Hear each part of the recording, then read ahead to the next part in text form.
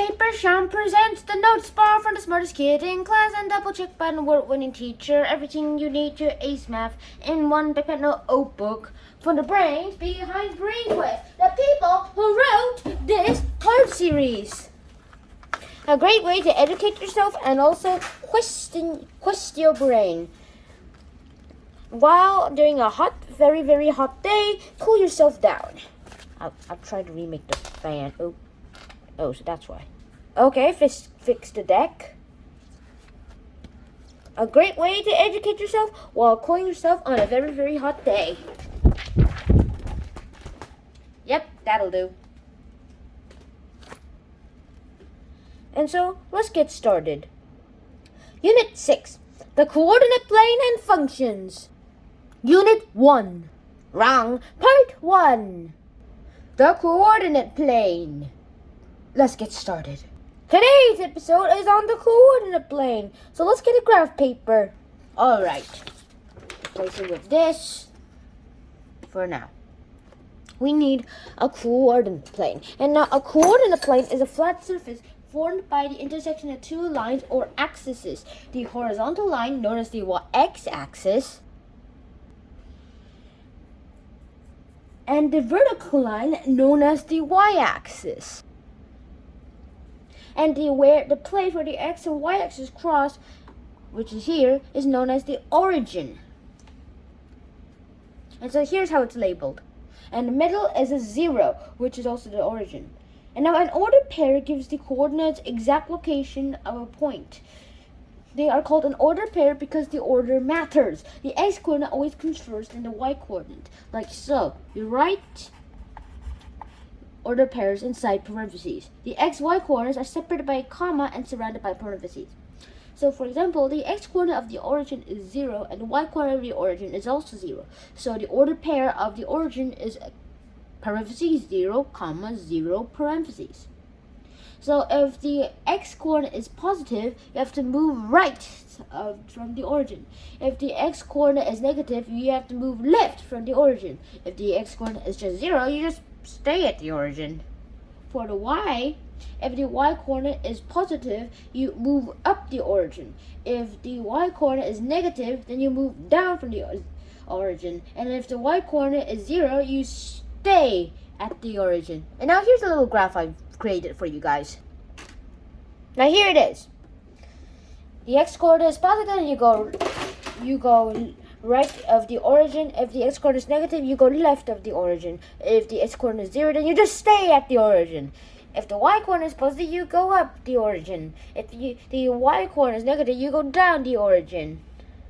If the y-coordinate is 0, then you just stay at the origin. And as you can see where the stay is, anyways, let's get started with. And with all of these ways, we can find out how to do, well, everything. So let's just get this graph out and let me tell you about quadrants. Okay, quadrants. There are 4 quadrants in a coordinate plane. And as you can guess what a quadrant is, it's one section of the 4 sections of a coordinate plane. 1, 2, 3, 4. The first quadrant, the second quadrant, the third quadrant, and the fourth quadrant.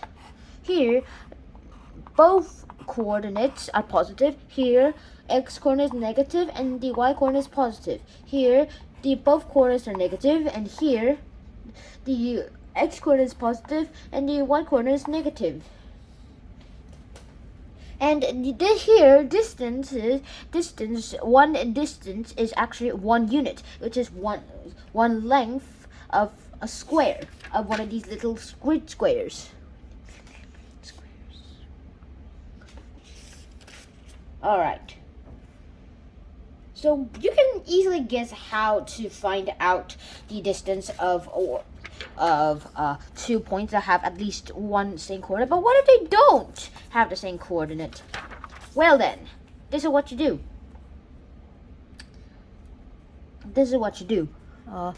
You use this formula. The distance is equal to the second x-coordinate minus the first x-coordinate, that's squared, and then plus the second y coordinate and the first y coordinate, and then that sum to the square root. And now let's try some.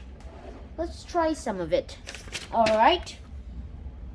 So let's say we have point K and point L. Point K is 2, 0 its coordinate, and point L is 8, 8. Then what would it be? Well, let's see. The square root of the second x coordinate, 8, then minus the second coordinate, minus 2, close that, add that to another bracket, the second y coordinate, 8, minus the first y coordinate, 0, then close that, and that square root, and it will be equal to, 1 second, oh, my mistake, sorry, terribly sorry, my mistake. 8 minus 2, close that, squared, plus the 8 minus 0, close, squared, close, square root, and you get 10.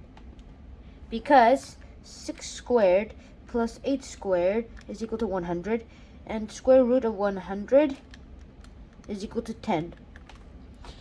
And so, well, 10 is our answer.